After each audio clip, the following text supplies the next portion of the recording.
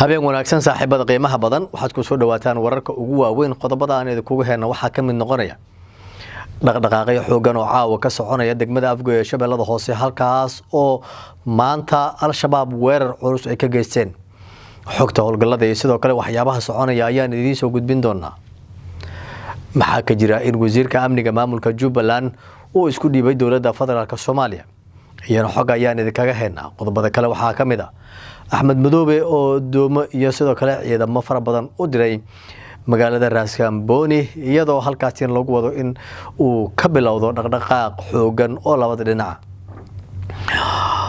qodobada kale aan idin heena waxa ka mid noqonaya howlgallada saacadaha ugu dambeeyay ciidamada dowladda ee federaalka Soomaaliya ka sameeyeen Shabeellaha Dhexe iyo senatarkii Jaale Maxamed Siyaad Bare Allah u naxariistay oo 7 sano xabsiga dhigay oo maanta geeriyooday qodobada wixii nagu soo kordha ayaa saaxiibayaal ku daawan doontaan markale habeen wanaagsan isku soo noqod wanaagsan saaxiibayaal 3 December 2024 qodobada daawateen faahfaahsan ku soo dhawaada haddii aan ku bilowno degmada Balad Xaawo ee gobolka Gado waxa maanta ama galinkii dambe gaaray wasiirka amniga maamulka Jubbaland Yusuf Dhuumal wasiirka waxa halkaas ku soo dhaweeyay ciidamo far badan oo ka tirsan kuwa dowladda federaalka Soomaaliya iyo sidoo kale qaybaha kala duwan ee bulshada wasiir Dhuumal ayaa waxa uu ka soo galay dhinaca xad kala qaybiya ee Soomaaliya iyo sidoo kale Kenya maadaama dhulka amnigiisa mararka qaar aanu wanaagsaneyn wasiir Dhuumal soo dhaweyntiisa kadib waxa la sheegay in degmada Doolo uu kaga sii gudbay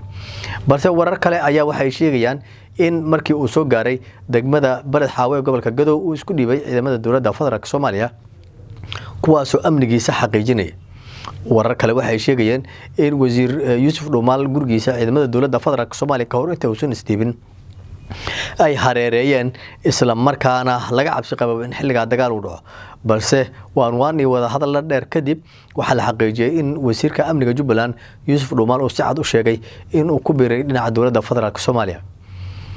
qaybihi kala duwanaa ee uu la kulmay soo kale saraakiisha ciidamada ayaa wax uu ka hor sheegay sida xogaha aan ku helayno in dhinaca Axmed Madoobe uu ka soo goosay isla markaana uu diyaar u yahay in dowladda federaalka Soomaaliya uu la shaqeeyo Dhobley oo hadda ku sugan yahay ayaa wax la xaqiijiyay in kulamo kala duwan oo la qaadanayo saraakiisha kala duwan ee ciidamada dowladda federaalka Soomaaliya ee halkaas ku sugan waxa soconaya dhaqdhaqaaqyadii ugu dambeeyay ee wasiirro ka tirsan kuwa maamulka Jubbaland ay ugu soo biiraan ama isku soo dhiibaan dhinaca dowladda federaalka Soomaaliya wasiirka amniga Jubbaland ayaa qayb ka ah shakhsiyaadka ugu waaweyn ee dhinaca Axmed Madoobe ka soo goostay hore waxa loo xasuustaa gudoomiyaha gobolka Gado in isaga oo Cabdullaahi Shimbir dhinaca dowladda uu maray gudoomiye Farax oo ah gudoomiyaha degmada Badhaadhe isna sidaa ay silamida waxa uu maray dhinaca dowladda Axmed Madoobe ciidamo aad u fara badan oo ilaa ay kun ku dhow ayaa ka goostay oo ku biiray dowladda federaalka Soomaaliya qaarkood waxa iyagu la keenay magaalada Muqdisho si tababaro iyo sidoo kale diiwaangelinta ciidamada dowladda loogu sameeyo dhinaca kale hadaan u fiirino gobolka Gado iyana waxa ka soconaya dhaqdhaqaaqyo kale oo halkaas ay ka wadaan ciidamada dowladda federaalka Soomaaliya degmooyinka qaar ee gobolkaasi ayaa hadda qorshu yahay in ciidamada ay isku fidiyaan kuwaas oo bilaababa dhaqdhaqaaqyadii ugu xooganaa goobaha ugu muhiimsan iyo sidoo kale fariisimayaasha waxa hadda si buuxda ula wareegay oo gacanta ay ugu jirtaa ciidamada dowladda federaalka Soomaaliya dhinaca kale haddii aanu fiirino wararka aanu ku helino magaalada Kismaayo ayaa waxay xaqiijinayaan in doomo saaran ciidamo iyo sidoo kale hub aad u fara badan Axmed Madoobe uu u diray dhinaca Raaskambooni Axmed ayaa xilligan qorshihiisa gabagabada waxay tahay sidii dagaal uu ula gali lahaa ciidamada dowladda federaalka Soomaaliya oo ku sugan aaga Raaskambooni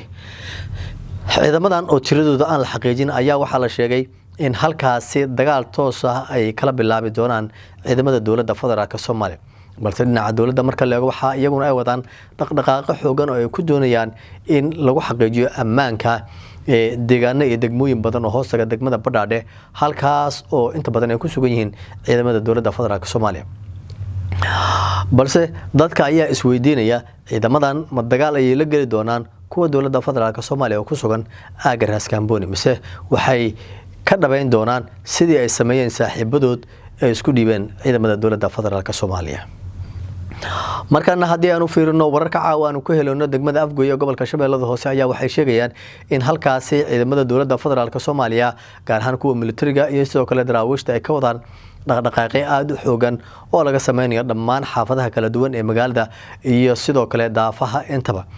magaaladaasi waxaa ka dhacay dagaal u dhaxeeya al-shabaab oo soo weerartay fariisimo ciidamada dowladda ay ku leeyihiin gudaha magaalada, gaar ahaan aagga looga baxo ama halka loo yaqaano mukiga, waana goob inta badan aad loo ilaaliyo oo ku sugan ciidamada dowladda. wararku waxay intaas ku darayaan in al-shabaab weerar cad ay soo qaaday gelinkii dambe ee maanta, kaas oo ciidamada dowladda federaalka Soomaaliya ay iyagu iska caabin sameeyeen.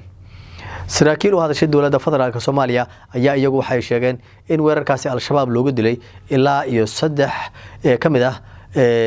shakhsiyaadka iyagu halkaasi soo weeraray, inkastoo tiro intaasi ka badan saraakiisha ciidanka dowladda aysan sheegin. xaaladda degmada Afgooye ayaa hadda lagu soo waramayaa in ay degan tahay, inkastoo hadda uu soconayo dhaqdhaqaaqyo iyo sidoo kale howlgallo ay sameynayaan ciidamada kala duwan ee dowladda federaalka Soomaaliya. al-shabaab dhowr sano gudaha degmada Afgooye maalin cad ma aysan soo weerarin, balse tani ayaa la isweydiinayaa su'aal ah sida ay ku soo gashay in barqacad al-shabaab ay soo weeraraan gudaha magaalada, taas oo halkaas uu ku dhexmaray ciidamada dowladda federaalka Soomaaliya dagaal aad u xogan. balse daqiiqado kadib saraakiisha ciidamada dowladda ayaa iyagu waxay sheegeen in guud ahaanba ay soo afjareen al-shabaabtii weerarka soo qaaday, xaaladan hadda ay tahay mid degan. ganacsiga magaaladaasi ayaa dib u soo laabtay saacado kadib markii guud ahaanba ciidamada dowladda ay xaqiijiyeen in gacanta ay ku dhigeen meelihii ay soo weerareen al-shabaab. wixii ku soo kordha wararka soo aadan ayaad ku daawan doontaan. markana haddii aanu fiirino ciidamada dowladda federaalka Soomaaliya ayaa iyagu waxa howlgallo ka wadaan gobolka Galgaduud iyo sidoo kale Mudug, halkaas oo ciidamada dhaqdhaqaaqyada ugu xoogan hadda ay ka wadaan.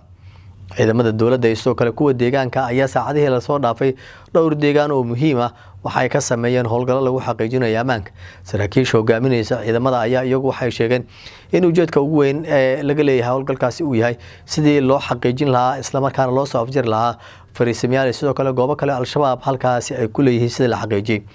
xaaladda goobaha laga sameeyay howlgalka ayaa kuwa hadda degan isla markaana ku jira gacanta dowladda federaalka Soomaaliya. saraakiisha ciidamada hogaaminaysa ayaa waxay sheegeen inay heleen xog ah in al-shabaab halkaasi ay ku dhuumaalaysanayaan isla markaana la qorsheeyay in la weeraro, balse wax dagaal halkaasi kama aanu dhicin kadib markii al-shabaab iyana ay heshay xog kale oo ku aadan in lagu soo wajahan yahay. gobolka Mudug sida ay lamid ah saacadihii la soo dhaafay ciidamada dowladda iyo kuwa deegaanka waxay ka sameeyeen howlgallo lagu xaqiijinayo ammaanka. dowladda Soomaaliya sanadkii u dambeeyay waxa ay dib u dhac ugu weyn kala kulantay in ay la wareegto deegaano hor leh oo al-shabaab gacanta ay ku dhigeen. muddo sanadkii ugu horeeyay waqtiga Xasan Sheekh Maxamuud ayaa howlgalkii ugu xooganaa ebed laga sameeyay gudaha Soomaaliya. degmooyin deegaano badan oo ka tirsan gobolada Mudug, Galgaduud iyo sidoo kale Hirshabelle laga sameeyay howlgallo, taas oo suuragelisay in gacanta dowladda dib 12 sano kadib ay soo gasho degmooyin sidoo kale deegaano muhiim ah. balse muddo kadib waxaa hakad galay howlgalladii socday. hadda mar kale ayaa la qorsheynayaa in dardar xoogan dagaalkaasi mar kale dib loogu bilaabo. taliye General Odowa oo hadda mar kale dib loogu dhiibay ciidamada xoogga dalka ayaa isagu waxa uu durba bilaabay dhaqdhaqaaqyadii ugu dambeeyay sidoo kale in dib loo bilaabo howlgalladii ka socday qaar ka mid ah gobolada dalka. inkastoo hadda howlgallada soconaya yihiin kuwa aan aad u badnayn oo ciidamada dowladda ay sameynayaan, haddana dhinaca kale marka la eego waxa ay howlgalladaas barbar socda duqeymo dhanka cirka oo saaxiibada caalamka ay fulinayaan. guud ahaan saaxiibayaal warkaad kala socoteen bartayda waa naga intaa wixii nagu soo kordhay kuwa soo aadan ayaad ku daawan doontaan.